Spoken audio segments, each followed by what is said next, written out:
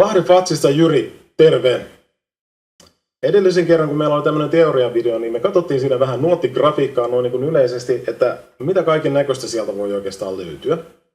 Ja me päädyttiin ihan viimeisenä sitten neljäsosa nuottiin. Eli puhutaan nuottien aika-arvoista. Neljäsosa nuotti, niin sehän on tosiaan tämmöinen pystyviiva ja sitten siinä on tämmöinen pallo päässä. Eli se ei saa olla tyhjä rinkula, vaan se pitää olla sitten mustattu täyteen, niin sitten se on neljäsosa nuotti.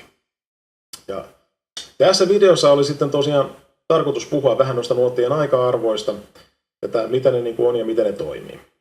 Eli nämä nuottien aika-arvot, niin nehän on suhteellisia toisiinsa. Ne ei ole sillä tavalla absoluuttisia, että esimerkiksi tämä neljäsosa nuotti, mikä meillä on, että se olisi vaikka puolen sekunnin mittainen. Ei toimi sillä tavalla, vaan että ne on toisiinsa niin kuin suhteessa. Ja kyllä niin kuin, tietenkin meillä on sitten tempomerkintä, josta voidaan puhua vähän myöhemmin. Se sitten määrittää niin kuin sen, että kuinka nopeita niin kuin nämä lopulta niin kuin on. Mutta mennään nyt tosiaan nyt vähän niin kuin yksityiskohtiin tästä. Että meillä on tämmöinen neljäsosa.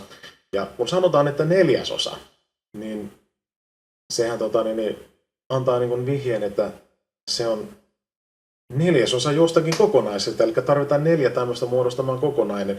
Niin tässäkin tapauksessa on. Kysymyksessä on aika yksinkertaista niin kuin murtolukun matematiikkaa, ja tämä on siis hyvä ymmärtää tosiaan tässä. Eli tosiaan 4 neljäsosa nuottia, niistä tulee yhteensä koko nuotti. Se on tämmöinen pallero vaan. Itse asiassa se ei pallero, se on rinkula.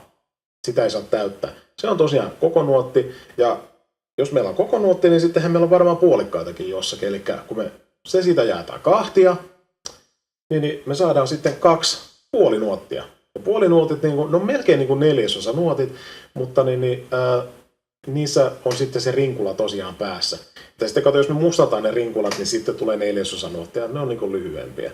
Eli jos huomaatte, niin tässä on tämmöinen juttu, että nuottien aika-arvot menee niin, että mitä enemmän on käytetty mustetta, niin sitä lyhyempiä ne on.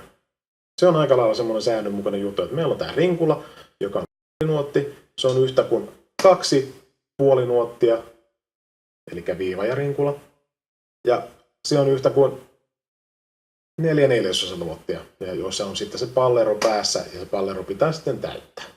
Ja siitä kun eteenpäin mennään sitten vielä lyhyempiin nuotteihin, meille tulee 8 nuotit, jotka sitten on silleen, että niissä on vielä sitten tämmöinen häntä lisäksi. Ja siitä eteenpäin mennään lyhyempiin 16 nuotteihin. Niissä on 2 häntää, 32 nuottiin, siinä on 3 häntää, 64 nuottia, jota harvemmin näkee, mutta siinä on 4 häntää. Ja tosiaan sillä tavalla se logiikka tosiaan menee, että mitä enemmän mustetta on käytetty, niin sitä lyhyempiä nuotteja on kysymyksessä. Ja tässä kohtaa pitää sitten ottaa myöskin esiin tauko.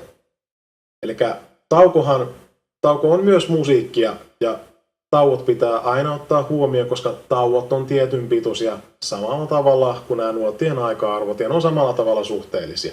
Aloitetaan tuosta meidän neljäsosa nuotista. Sitä vastaava tauko, se on tämmöinen hassu tuhero. Kyllä sen tunnistaa niin kuin nuottikuvasta. En tiedä mistä on väläyttänyt. Joskus sitä merkitään ihan vaan zeta. Mutta yleisesti ottaen se on tämmöinen tuhero. Et tosiaan siitä sitten kun mennään vähän pitempään, mennään siihen puolitaukoon. Niin se on tämmöinen hattu. Hattu, että se on viivan päällä niin kuin istuva tämmöinen laatikko. Se on niin kuin puolitauko. Ja siitä kun sitten mennään siihen koko nuotin vastaavaan taukoon, niin se on melkein samanlainen, mutta se taas sitten se roikkuu siitä viivasta tällä tavalla.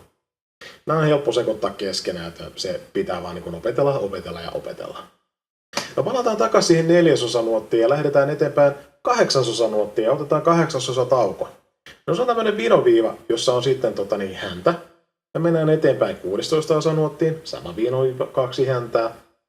32 nuotti, 3 häntää ja niin edelleen. Eli tuossa taas sitten kun otetaan nuo tauot mukaan lukuun, niin se ei nyt ihan samalla tavalla sitten mene se musta asia. Mutta joka tapauksessa jokaista tämmöistä nuottia vastaa joku tällainen tauko. Eli nämä kannattaa osata, että tietää sitten aina, että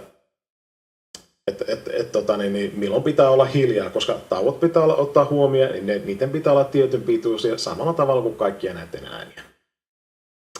Ja tässä on nyt näistä nuottien aika-arvoista. Siitä on kauhean loogista mennä seuraavaksi sitten tahtilajeihin. Ja seuraavassa videossa sitten puhutaan vähän tahtilajeista lisää. Vahdevats kiittää, tilatkaa kanava. Morjens.